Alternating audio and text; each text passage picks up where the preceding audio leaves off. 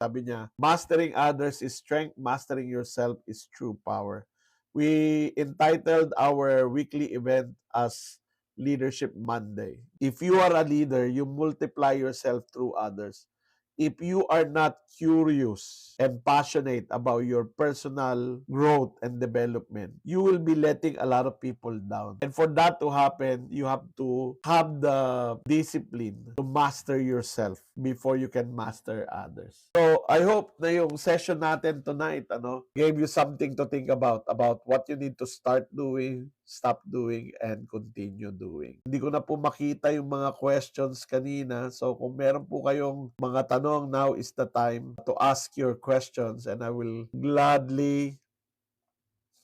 Any tips po on how not to be defensive? Ayan yung tanong. You have to recognize that yung behavior ng mga tao ay hindi mo kontrolado. Yan. Kapag ka hindi maayos yung pagkakasabi sa'yo, it's probably because they don't know how to say it better. They don't have the skill to say it better. So if you allow people to be themselves, so to speak, and focus on what they're saying rather than how they're saying it, you will prevent yourself from getting defensive. No?